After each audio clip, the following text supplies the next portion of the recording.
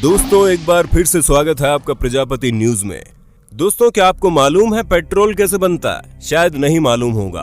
आपको स्क्रीन पर दिख रहा होगा कितनी आसानी से पेट्रोल बनाया जा रहा है। दोस्तों वो कहा जाता है ना कि हाथी को पालना बहादुरी नहीं है बल्कि उसे खिलाना बहादुरी है।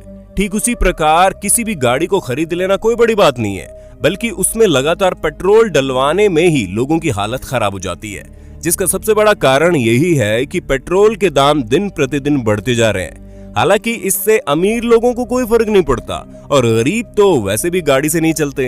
हालांकि जिन लोगों की रोजमर्रा की जिंदगी में गाड़ी की जरूरत होती है वो है मिडिल क्लास लोग। लेकिन पेट्रोल के बढ़ते दाम को देखकर अब हर इंसान की जेब ढीली होने लगी है।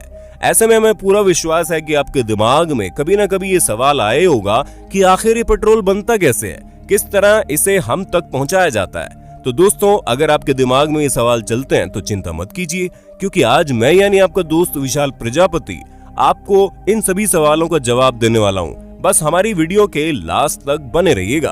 और हाँ, वीडियो शुरू करने से पहले एक छोटी सी रिक्वेस्ट है कि वीडियो के नीचे रेड कलर का सब्सक्राइब बटन दिख रहा होगा, उस पर क्लिक करके सब्सक्राइब कर लें और साइड में बेल आइकॉन भी दिख रहा होगा, उस पर भी क्लिक कर लें ताकि आपको वीडियो मिले सबसे पहले।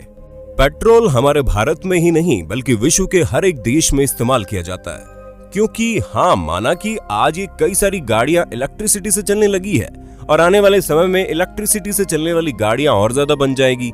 लेकिन अभी इस समय में अधिकतर गाड़ियां पेट्रोल और डीजल से ही चलती हैं। ऐसे में इसका हर जगह इस्तेमाल किया जाना तो लाजमी है, यानी कि आप ये समझ लीजिए कि पेट्रोल और डीजल के बिना कोई भी गाड़ी आगे नहीं बढ़ पाएगी। हालांकि कुछ देशों में इसका मूल्य बहुत ज्यादा होता है, वहीं कुछ देशों में कौड़ियों के भाव भी मिलते हैं। तो जाहिर सी बात है कि पेट्रोल उन देशों में सस्ता ही मिलता होगा जिन देशों में इसे निकाला जाता है, क्योंकि जिस देश में इसे निकाला नहीं जाता उस देश में इसे अपने देश के अंदर इंपोर्ट करने का खर्चा बढ़ जाता है और इसी वजह से वो उन देशों में महंगा मिलता है। तो दोस्तों सबसे पहले हम आपको बता दें कि पेट्रोल हमें गाढ़े और काले तरल रूप में मिलता है, जिसे हम पेट्रोलियम कहते हैं। पेट्रोल एक लैटिन भाषा का शब्द है जिसका मतलब होता है चट्टानों से निकलने वाला तेल। पेट्रोलियम जमीन के अंदर से निकाला जाता है, पर अब सवाल ये उठता है कि ये जमीन के अंदर से कैसे बनता है। तो दोस्तों हम आपको बता दें, ये बहुत ही इंटरेस्टिंग किस्सा है। हजारों लाखों साल पहले पेड़ पौधे और तरह तरह के जानवर पृथ्वी में आए विनाश की वजह से दब गए और फिर हीट और प्रेशर यानी कि दबाव और गर्मी के कारण वही मृत जानवर और पौधे फॉसिल्स में बदल गए और फिर मनुष्य ने समुद्र के अंदर ऐसे भंडार का पता लगाया और समुद्र की चट्टानों से इस तरल पदार्थ को निकालना शुरू कर दिया।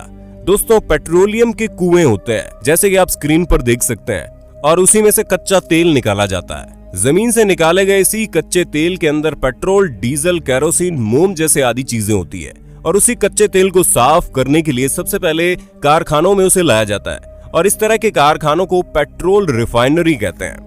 कच्चे तेल को बड़े बड़े बेलनाकार बर्तनों में डालकर गर्म किया जाता है और फिर अलग अलग तापमान पर अलग अलग पाइप्स द्वारा कच्चे तेल में उपस्थित चीजों को निकाल दिया जाता है और इस प्रकार पेट्रोलियम का एक हिस्सा पेट्रोल के रूप में प्राप्त होता है। दोस्तों हम आपको बता दें कि वैज्ञानिकों ने पेट्रोल को बनाने का अलग ही तरीका विकसित कर लिया, लेकिन इस तरीके से बनने वाले पेट्रोल की कीमत बहुत ज्यादा है। पेट्रोल संसार में कई सारे देशों में मिलता है, लेकिन इसका सबसे ज्यादा उत्पादन अरब देशों में होता है। हालांकि उसका उत्पादन अमेरिका, रूस में भी होता है, लेकिन पेट्रोल के उत्पादन में नंबर 1 पर अरब के देश ही हैं। गैसोलीन नामक एक गैस होती है, इसकी निर्माण प्रक्रिया इसकी मुख्य सामग्री से शुरू होता है जो कि है क्रूड ऑयल। ये ऑयल वही क्रूड ऑयल है जिससे डीजल, मोम और केरोसिन निकलता है। क्रूड ऑयल एक चिपचिपा तरल पदार्थ है जो पेट्रोलियम से उत्पन्न होने वाले पदार्थों का आधार माना जाता है, जिसमें गैसोलीन ईंधन, जेट ईंधन, डामर और पैराफिन, मोम भी शामिल है।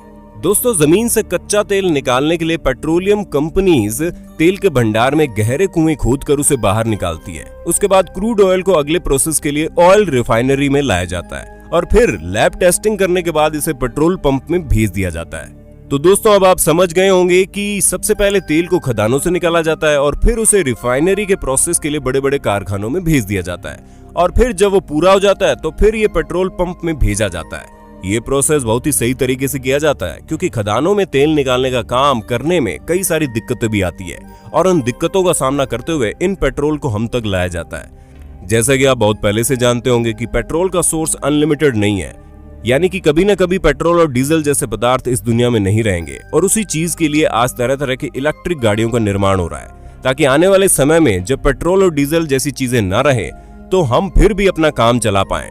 पर दोस्तों दुविधा देखिए ना, सभी को ये बात बहुत अच्छे से पता है कि पेट्रोल और डीजल जैसे पदार्थ लिमिटेड है, फिर भी हम भारी मात्रा में उसका इस्तेमाल करके उसे और जल्दी खत्म करने में लगे हुए हैं। ऐसे में समाज के नागरिक होने के तौर पर हमारा फर्ज बनता है कि हम जितना हो सके उतना पेट्रोल बचाएं, ताकि हमारी आने वाली जनरेशन को तो मिल पाए। बाकी दोस्तों आपका इस पर क्या कहना है हमें कमेंट करके बताइएगा, और ऐसे इंटरेस्टिंग वीडियो लगातार देखने के लिए हमारे चैनल को लाइक शेयर सब्सक्राइब करना ना भूलें। फिर मिलते हैं नई वीडियो में, तब तक के लिए जय हिंद जय भारत। दोस्तों आपकी स्क्रीन पे 2 और वीडियोस दिख रही हैं, जिसे देखने के लिए आप इस स्क्रीन पर क्लिक करें। दोनों देखिएगा, बहुत अच्छी वीडियो बनी है।